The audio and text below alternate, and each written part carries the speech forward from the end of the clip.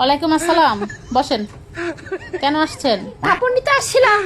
ও, কাপড় নিতে আসছেন? হ্যাঁ, আপনার মা বলছিল আপনাকে পাঠাবে। আচ্ছা ঠিক আছে, তো এখন কেন 3 পিস নিতে আসছেন?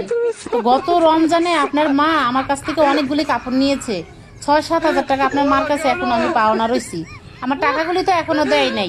আবার রোজা চলে আসছে, গত রোজায় কাপড় নিয়েছেন, এবার রোজা চলে আসছে। এভাবে হলে কি ব্যবসা হয়? কবে দিবেন? আচ্ছা, রোজার বোনাস পেলে আপনাকে সব দিয়ে দিব। ওই ঈদে বোনাস পেলে টাকা দিবেন? আমি তো এখন টাকার জন্য মাল উঠাতে পারতেছি না, বুঝছেন? তো এই 3 পিসটা 1300 টাকা, আর ওইটা হলো 1200 টাকা। দুইটা 3 পিস 1200 আর 1300 টাকা। এখানে তো আবার 2500 টাকা হয়ে যায়। এই এই, দাঁড়ান দাঁড়ান দাঁড়ান, কোথায় যান? কাপড় দেন। টাকা না দিয়ে তো কাপড় দিব না। আন্টি দেন দেন। না না না না না, আগে টাকা শোধ করবেন, তারপরে কাপড় দিব। এখন নিতে হলে আপনি কিছু টাকা দিতে হবে। একেবারে টাকা ছাড়া কাপড় নিতে আসে, কি অবস্থা! আরে আমি দিব না, আপনারা বলছি না।